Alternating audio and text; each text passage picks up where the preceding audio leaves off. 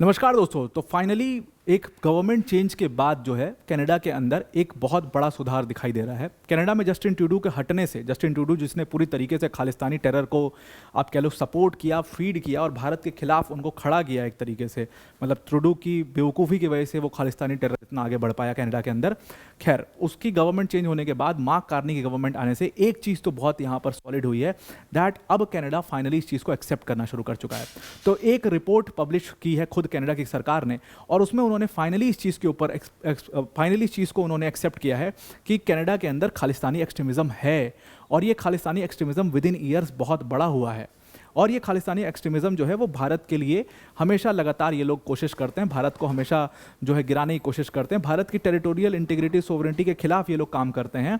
इस चीज़ को उस रिपोर्ट में सीधी तौर पर उन्होंने एक्सेप्ट किया है और फाइनली उसके पूरे फाइनेंशियल नेटवर्क के ऊपर बात की है, कैसे ये पूरा इनका फाइनेंसेस चलता है, इनको सपोर्ट कहाँ से मिलता है, सारी चीज़ों के ऊपर काफ़ी डिटेल में ये रिपोर्ट में इसमें बात की गई है। तो ये रिपोर्ट डिस्कस करना यहाँ पर बहुत ज़्यादा ज़रूरी था, बिकॉज यहाँ पर अब कनाडा की सरकार ने जब इस चीज़ को माना है, एटलीस्ट अब कनाडा के अंदर जो इनकी टेरर फाइनेंसिंग चल रही थी, जो कनाडा को ने इतने साल तक इनको फीड किया, अब वहाँ से इनको एलिमिनेट करना शुरू किया जाएगा और भारत भी इनके ऊपर शिकंजा कस सकता है इस चीज़ से।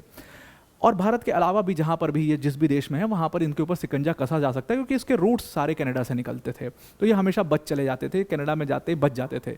वो निज्जर का आपने देखा था, निज्जर के केस के बाद जो पन्नू बचा तो कनाडा भाग गया और उसके बाद वहाँ पे लंबे समय तक रहा, तो ये एक बहुत बड़ा रीज़न था। तो इस चीज़ को समझना आज की डेट में बहुत ज़रूरी है। इसको डिटेल में डिस्कस करते हैं, पर वीडियो में आगे जाने से पहले एक बड़ी अनाउंसमेंट अनअकैडमी टीम की तरफ से कि अगर आप यूपीएससी सीएससी 2026 और 27 की प्रिपरेशन कर रहे हैं तो अनअकैडमी का जो बिगेस्ट एवर ऑफर है वो आपको आज भी मिल सकता है। टीचर्स डे कल खत्म हो गया, लेकिन इस ऑफर को हमने एक दिन के लिए एक्सटेंड कर दिया। 17,999 का ये कोर्स है, प्लस इसमें आपको 12 मंथ्स का फ्री एक्सटेंशन भी प्रोवाइड किया जाएगा।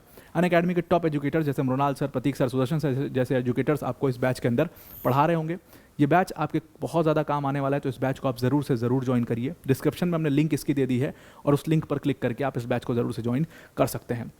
Now we are coming back to the topic. तो यहाँ पर कैनेडियन रिपोर्ट जो आई है उसने बताया है, एक पूरी जो रिपोर्ट थी एक्चुअल में उसमें टेरर फाइनेंसिंग के ऊपर खास तौर से इन्होंने बात करी, जिसमें पूरा हवाला ट्रांजैक्शन इन्होंने एक्सप्लेन किया, कैसे ये एनजीओस वगैरह के थ्रू ये पूरा टेरर फाइनेंसिंग होती है, कहाँ कहाँ से पैसे आते हैं। और ऐसा नहीं कि सिर्फ खालिस्तान टेरर ग्रुप्स के ऊपर बात कर रहे थे, ये सारे terror groups as a whole के ऊपर बात कर रहे थे, मतलब पूरी ये रिपोर्ट टेरर फाइनेंसिंग के ऊपर बेसिकली थी। उस रिपोर्ट में हमास का नाम भी आपको दिखेगा, हिजबुल्ला का नाम भी दिखेगा और बहुत सारे खालिस्तानी ग्रुप्स का नाम भी वहाँ पर आपको दिखेगा, और पैसा कहाँ कहाँ से आता है उसके ऊपर ये पूरा असेसमेंट रिपोर्ट थी। उसी रिपोर्ट में एक तरीके से कनाडा की सरकार ने एक्सेप्ट किया कि खालिस्तानी टेररिस्ट हैं, बिकॉज कनाडा की सरकार जब ट्रूडो के अंदर में थी लंबे समय से ये इस चीज़ को नकारते आ रही थी कि खालिस्तानी टेररिस्ट एग्जिस्ट करते हैं, खालिस्तानी टेररिस्ट हमारे यहाँ पर हैं। इस चीज़ को लगातार ये लोग नकार रहे थे, अब फाइनली जा करके इन लोगों ने इस चीज़ को एक्सेप्ट किया है। तो अब ये देखिए, कनाडा में ये बहुत बड़ी खुली बात थी, पूरी दुनिया को इस बारे में पता है, पूरी दुनिया के सामने ये ओपन सीक्रेट था कि कनाडा जो है वो फीड करता है खालिस्तानी टेरर ग्रुप्स को। अगर हम बात करें ग्रुप्स की तो बब्बर खालसा इंटरनेशनल जो एक समय पर सबसे ज़्यादा उसने अपना वहाँ पर दबदबा कनाडा के अंदर बनाया था और खालिस्तान ग्रुप्स में अमंग खालिस्तानी ग्रुप्स वो सबसे टॉप पे आ गया था। हालांकि बाद में कनाडा ने उसको थोड़ा सा लिमिट करने की कोशिश भी करी। उसके बाद इंटरनेशनल सिख यूथ फेडरेशन और सिख फॉर जस्टिस जैसे कई सारे टेरर जो खालिस्तानी टेरर ग्रुप्स हैं वो आज भी कनाडा के अंदर काम करते हैं और बड़े आराम से काम करते हैं, और कनाडा की सरकार हमेशा उनको सपोर्ट करते आई है। ट्रूडो के आप बयान सुनिए, वो वोट बैंक पॉलिटिक्स के लिए जस्टिन ट्रूडो ने वहाँ पर किया। अब इन्होंने क्या किया, जब से इन खालिस्तानियों ने अपना एक लीडर खड़ा किया, जगमीत सिंह, मतलब जगमीत सिंह अपना लीडर एक तरीके से पूरा खालिस्तानी ग्रुप से आने वाला लीडर नहीं है, बल्कि जगमीत सिंह वो लीडर है जिसको अंदर खाने पूरा सपोर्ट खालिस्तान का मिलता है, क्योंकि वो उनकी कम्युनिटी से है, तो इसलिए वो उनको लगता है कि हमें सपोर्ट करेगा।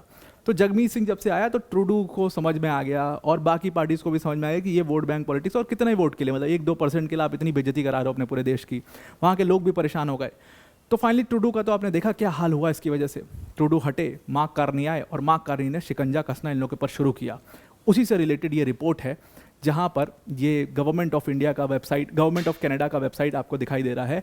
उसमें 2025 assessment of money laundering and terrorist finance risk in Canada, तो सिंपल, अगर आप भी इस रिपोर्ट को चेक करना चाहते हो, आप डिपार्टमेंट ऑफ फाइनेंस कनाडा के अंदर जाना, फाइनेंस सेक्टर पॉलिसी के अंदर जाकर के आपको ये report assessment of money laundering and terror financing risk in Canada, ये रिपोर्ट आपको मिल जाएगी।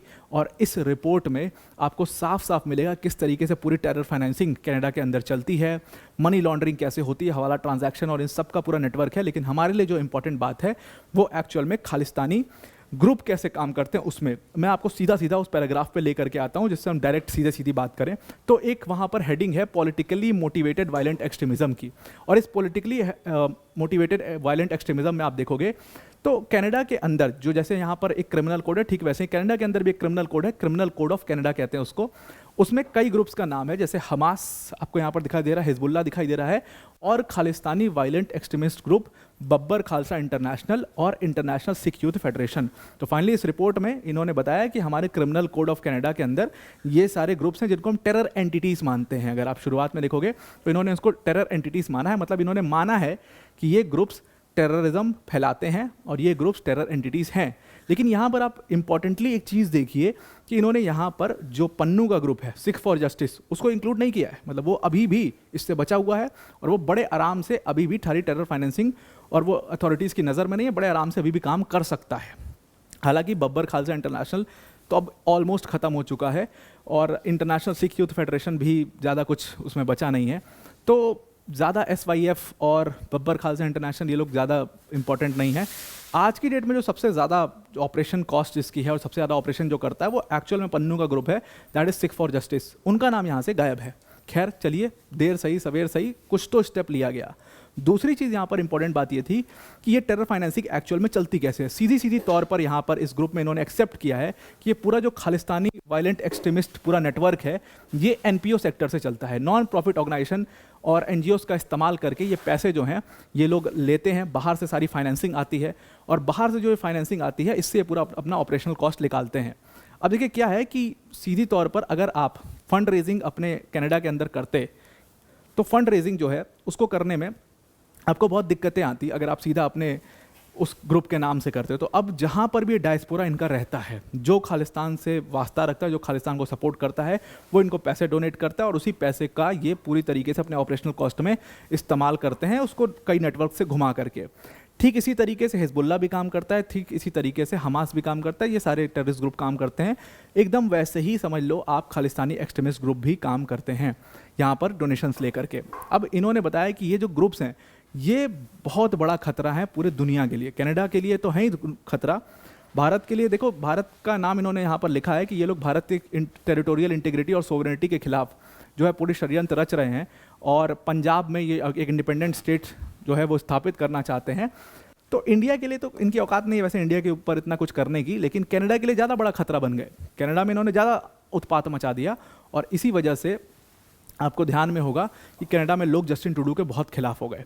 तो इनका मानना है कि ये जो है इन्होंने अपनी रिपोर्ट में लिखा है कि पंजाब में ये इंडिपेंडेंट स्टेट स्थापित करना चाहते हैं और भारत में इन्होंने बहुत सारी गतिविधियां की हैं और वो कनाडा से फीड हुई हैं। तो इसीलिए इन्होंने कहा कि ये जो फंड रेजिंग था इसके ऊपर हमने भारत के प्रेशर में आने के बाद इस फंड रेजिंग को हमने रोक दिया था और इन ग्रुप्स को हमने टेररिस्ट ग्रुप माना।